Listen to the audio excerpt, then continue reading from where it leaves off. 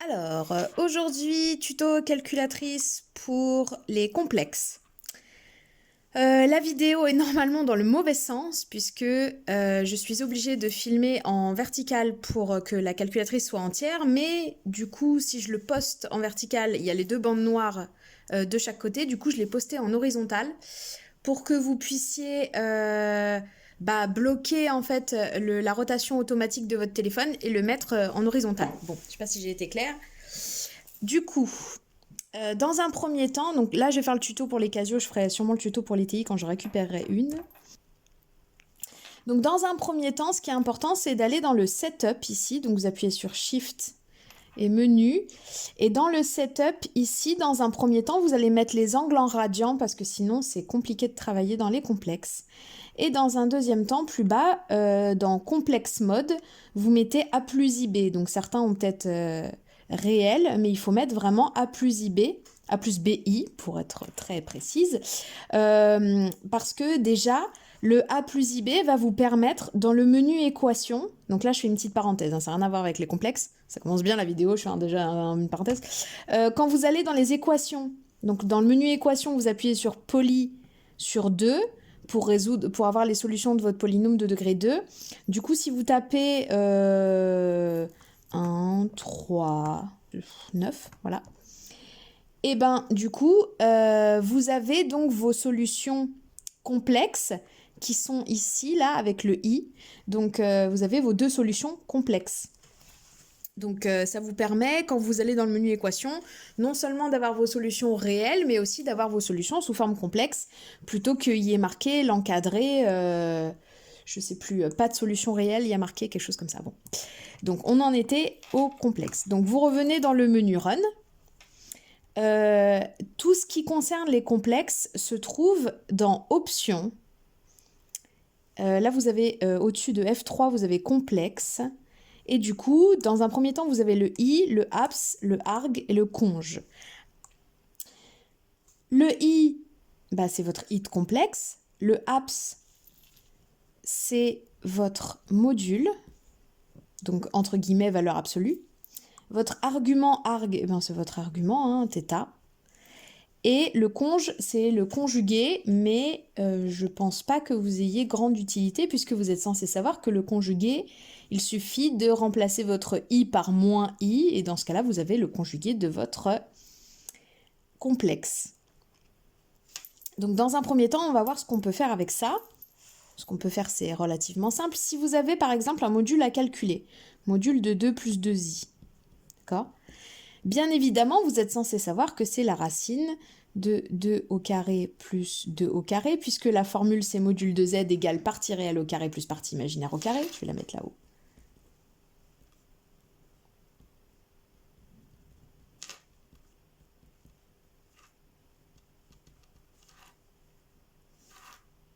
Voilà. Donc du coup, je fais racine de 2 au carré plus 2 au carré, ce qui fait racine de 4 plus 4, ce qui fait racine de 8.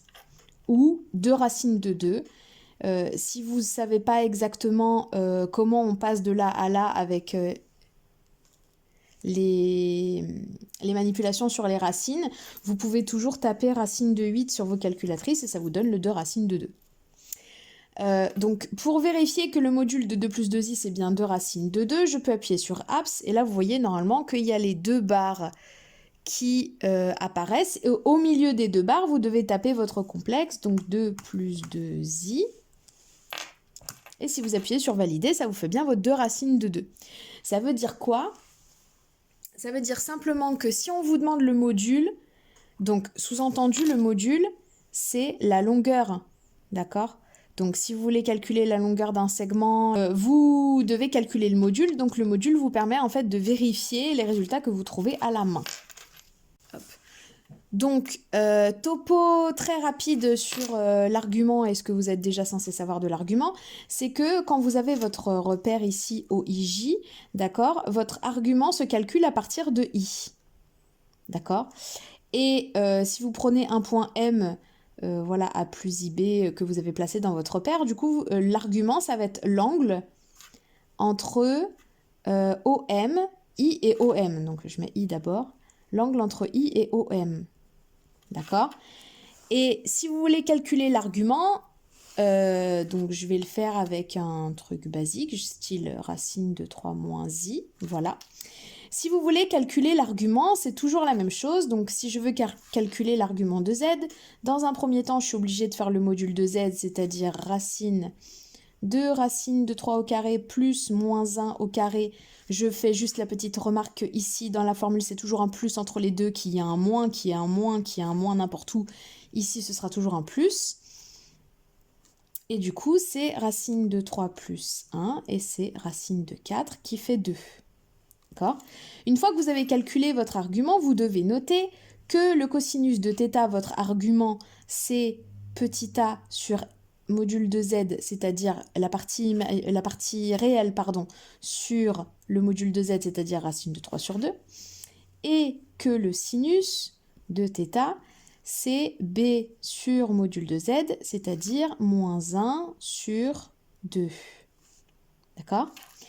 Et une fois que vous avez fait ça, vous êtes censé déterminer le θ. Donc θ égale, puis vous devez marquer votre θ. Ce qui se passe, c'est que le 3/4 du temps, vous devez connaître votre cercle trigonométrique et du coup, savoir directement, en regardant le cosinus et le sinus, quel est l'angle dont on parle, d'accord ? Mais je vous connais, je sais que vous avez du mal. Youpla. Je sais que vous avez du mal et du coup c'est pour ça que le arg existe sur votre calculatrice. Si vous tapez arg, ça vous tape donc arg. Alors là, attention, très attention.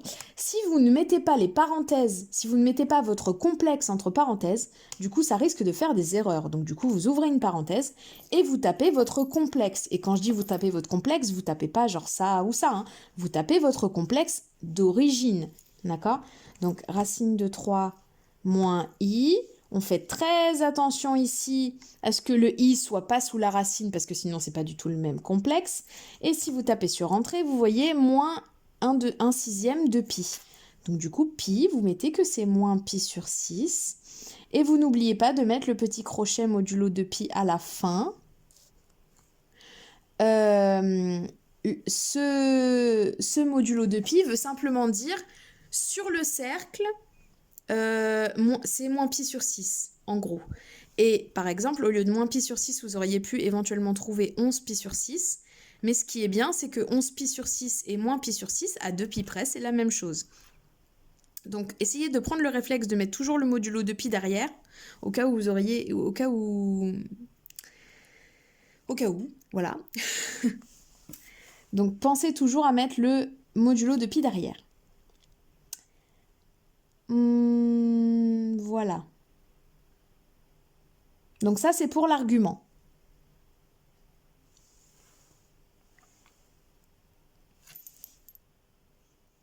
Alors maintenant, admettons que vous ayez un complexe qui est un petit peu subtil, d'accord ? Donc je vous rappelle qu'une fois que vous avez trouvé l'argument, vous pouvez utiliser les deux formes trigo et expo. D'accord ? La forme trigo, c'est z égale module de z, entre parenthèses, cos θ plus i sinus θ. Là où j'insiste, c'est que ce qu'il y a devant la parenthèse, c'est un module, donc c'est censé être un nombre positif. Et ce qu'il y a à l'intérieur de votre parenthèse, c'est un plus, d'accord ? Ça veut dire que si ici il y a un moins ou que devant votre parenthèse il y a un moins, c'est que c'est pas une forme trigo, d'accord ?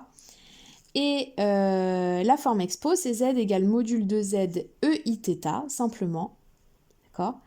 Et parfois, on peut vous demander du coup la forme expo ou la forme trigo d'un complexe un petit peu subtil.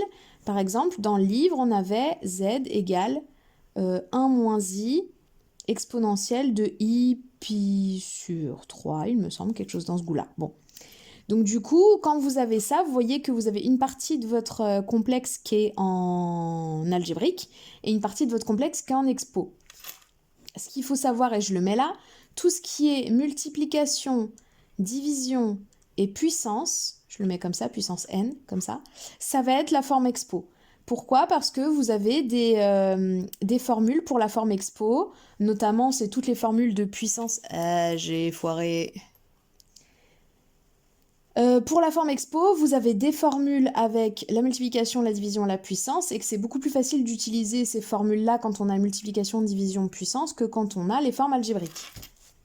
Du coup, ici, je fais d'une part la forme expo de cette chose-là, d'accord?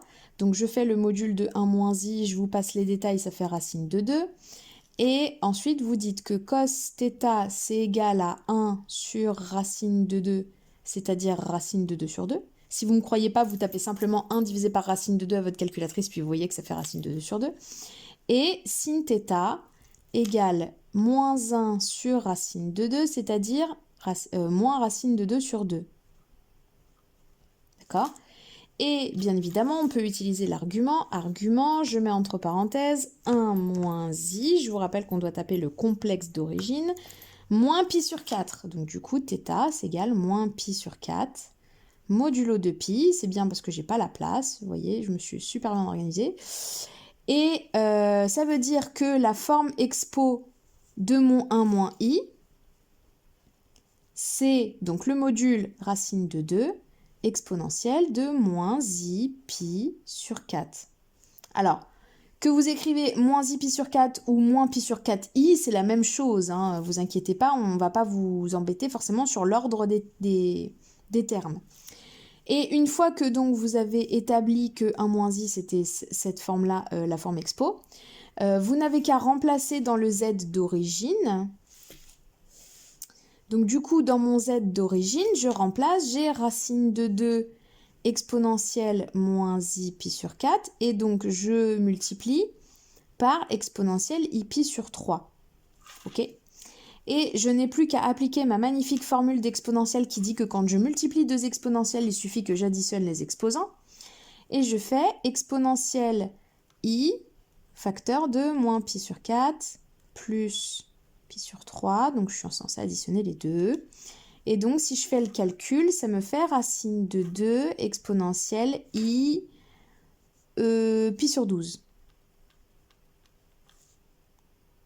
Si vous ne me croyez pas, il suffit de taper moins pi sur 4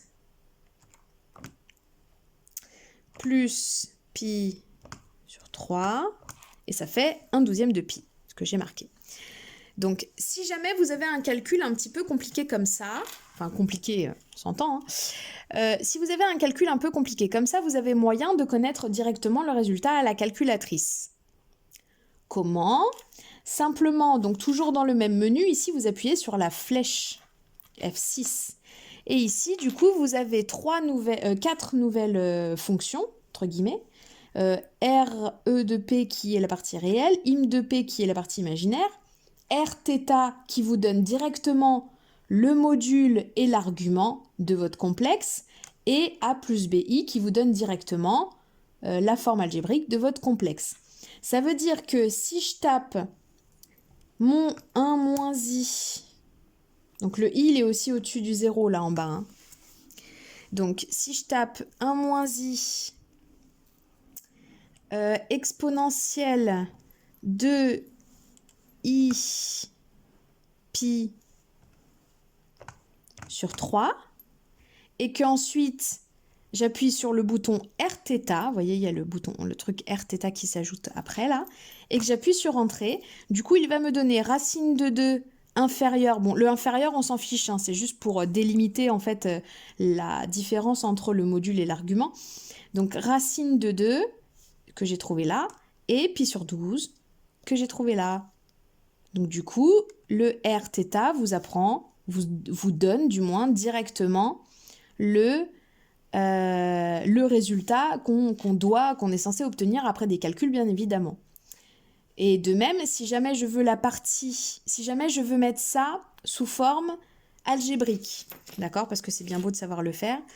Oups, à peu près jusqu'à là. Donc si j'ai ça et que je veux le mettre sous forme algébrique, d'accord, ça veut dire que celui-là il est déjà en forme algébrique, ça veut dire que je vais devoir mettre EI pi sur 3 en forme algébrique. Donc je vous rappelle que vous ne pouvez pas passer directement de la forme expo à la forme algébrique, vous êtes obligé de passer par la forme trigo. Tout comme vous avez la forme algébrique, vous êtes obligé de passer par la démonstration de la forme trigo pour avoir la forme expo. Donc ici, je repasse par la forme trigo. Cos pi sur 3 plus i sin pi sur 3. Et alors, soit vous vous rappelez directement des valeurs de cos pi sur 3 et de sin pi sur 3, soit vous tapez directement sur vos calculatrices. Cos pi sur 3, ça fait 1/2. 1/2. Plus i fois... Alors, techniquement, vous êtes censé savoir que si l'un des deux, c'est 1/2, bah, l'autre, c'est soit racine de 3 sur 2, soit moins racine de 3 sur 2. Mais en imaginant que vous soyez totalement novice en la matière, vous allez directement taper sinus de pi sur 3 à la calculatrice et ça vous donne racine de 3 sur 2. D'accord? Et après, ici, bah, vous avez qu'à faire la distributivité, ici, ici, ici, ici, puis vous avez à la fin votre forme algébrique. Donc, le point positif de votre calculatrice. Dans le setup, vous vous rappelez, on avait mis le complexe mode en A plus IB, A plus BI. Donc du coup, ça veut dire que rien que si je tape ça à ma calculatrice sans rien lui demander, donc je tape 1 moins i exponentielle de i pi sur 3, vous voyez. Si je tape sur Entrée, il me donne directement... Je disais que vous obtenez directement ici la forme algébrique. Donc ça veut dire que vous n'avez presque pas besoin en fait de cette icône qui est A plus BI. Mais ce que vous pouvez faire si vous avez tout un exercice où on vous demande que des formes exponentielles, c'est de retourner dans le setup. Et ici, dans complexe mode, vous mettez Rθ. Et comme ça, je reviens en arrière, exit. Comme ça, si vous tapez par exemple 2 plus 2i, sur votre calculatrice, il va directement vous mettre le module et l'argument. Et ça peut éventuellement vous aider. Donc, grâce à ça, vous avez quand même, du moins via la calculatrice, un bon gros moyen pour répondre à la plupart de vos questions, même presque uniquement à la calculatrice. Après, il y a juste les démonstrations un peu comme ça qui devront apparaître sur vos copies pour que vous ayez tous les points. Mais au moins, vous n'allez pas être totalement bloqué parce que vous n'arrivez pas à trouver le bon résultat vu que la calculatrice vous donne l'intégralité des résultats. Voilà, j'espère que ce sera lisible, j'espère que ce sera compris au niveau de la calculatrice et je vais essayer de prendre une TI pour pouvoir vous faire les démonstrations sur TI. Voilà. Je vous souhaite bon courage pour vos révisions.